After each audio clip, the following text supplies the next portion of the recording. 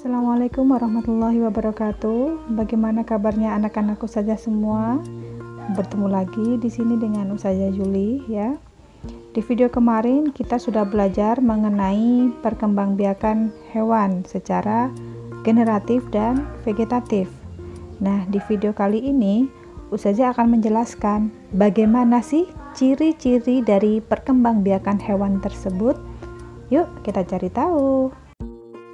Kali ini, tujuan pembelajaran kita adalah setelah membaca teks dan menyimak video ini, kalian bisa mengklasifikasi hewan berdasarkan cara perkembangbiakannya secara ovipar, vivipar, dan ovovivipar. Di pembelajaran yang lalu, Ustazah sudah menjelaskan mengenai perkembangbiakan hewan generatif, yaitu ada 3 cara. Apa saja? Ada ovipar, vivipar, dan ovovivipar. Nah, di materi ini kita akan membahas bagaimana cara hewan tersebut untuk mendapatkan individu baru. Pada hewan ovipar, perkembangbiakan embrio terjadi di luar tubuh induknya. Contoh hewannya adalah kura-kura. Telur kura-kura ini merupakan hasil pembuahan dari sel kelamin jantan dan sel kelamin betina.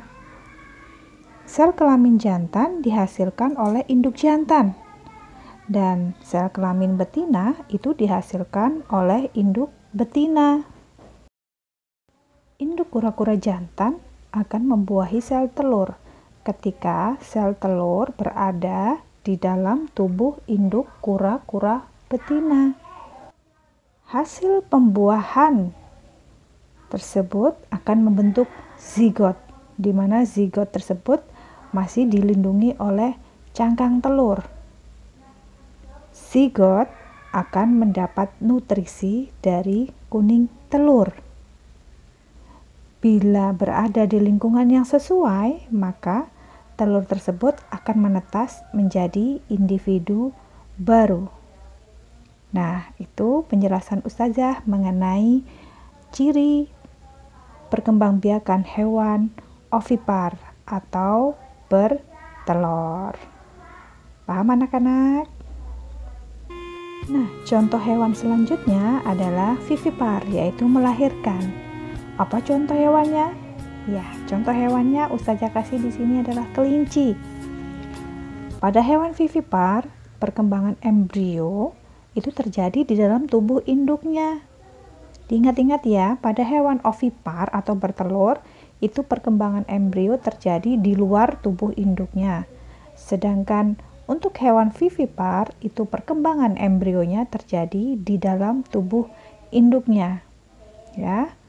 Anak kelinci yang dilahirkan itu merupakan hasil dari pembuahan sel kelamin jantan dan sel kelamin betina. Sel kelamin jantan dihasilkan oleh induk jantan dan sel kelamin betina dihasilkan oleh induk betina. Induk kelinci jantan akan membuahi sel telur ketika sel telur tersebut berada di dalam tubuh induknya. Hasil pembuahan akan membentuk zigot yang berkembang di dalam tubuh betina. Zigot mendapatkan nutrisi lewat tali pusar.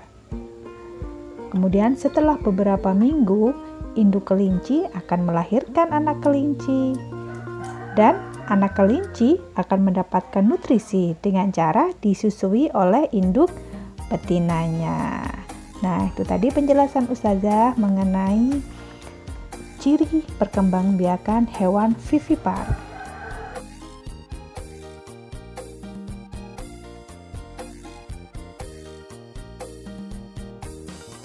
Perkembangbiakan hewan berikutnya adalah secara ovovivipar, yaitu bertelur dan melahirkan.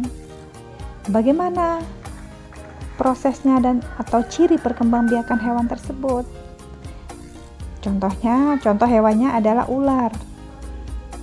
Pada ular atau pada hewan ovovivipar, pembuahan terjadi di dalam tubuh induknya.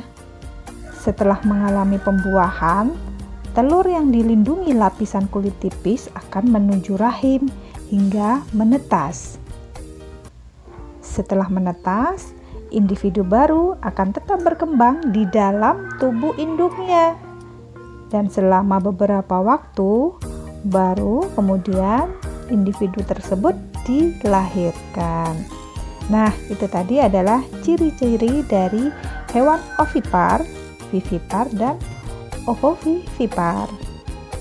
Nah, dari penjelasan tersebut tentunya kalian bisa membedakan ya, apa perbedaan dan persamaan dari ketiga perkembangbiakan hewan tersebut.